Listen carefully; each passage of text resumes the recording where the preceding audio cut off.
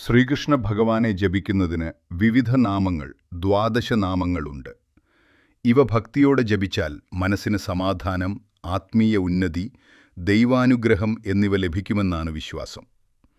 ഈ 12 നാമങ്ങൾ സാധാരണയായി ദിനചര്യയിൽ വിവിധ സമയങ്ങളിൽ ജപിക്കാം. ഭക്തിയോടും ശ്രദ്ധയോടും കൂടി ജപിക്കുന്നത് ഏറ്റവും പ്രധാനമാണ്.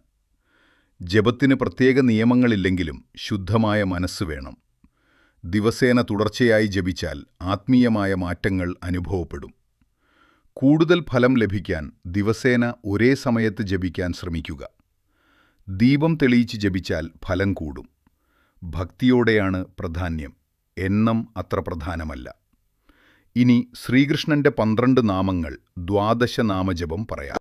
ഓം കേശവായ നമഃ, ഓം നാരായണായ നമഃ, ഓം മാധവായ നമഃ, ഓം ഗോവിന്ദായ നമഃ, ഓം വിഷ്ണുവായ നമഃ, ഓം മധുസൂദനായ നമഃ, ഓം ത്രിവിക്രമായ നമഃ, ഓം വാമനായ നമഃ, ഓം ശ്രീധരായ നമഃ, ഓം ഋഷികേശായ നമഃ, ഓം പത്മനാഭായ നമഃ, ഓം ദാമോദരായ നമഃ.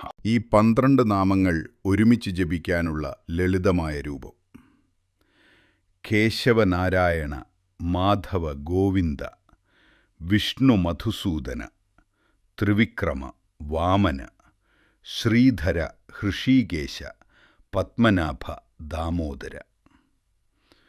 ദിവസേന ജപിക്കാനുള്ള ലളിതമായ രീതി: രാവിലെ 10 മിനിറ്റ് ശാന്തമായിരിക്കുക. 3 പ്രാവശ്യം ആഴത്തിൽ ശ്വസിക്കുക. മുകളിൽ കൊടുത്ത ശ്ലോകം 9 അല്ലെങ്കിൽ 12 പ്രാവശ്യം ജപിക്കുക.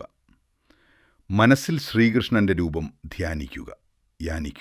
ഈ നാമങ്ങൾ ജപിക്കുമ്പോൾ ഓരോ നാമത്തിൻ്റെയും അർത്ഥം മനസ്സിൽ ചിത്രീകരിച്ച് ജപിച്ചാൽ ഭക്തി കൂടുതൽ ആഴത്തിൽ അനുഭവപ്പെടും.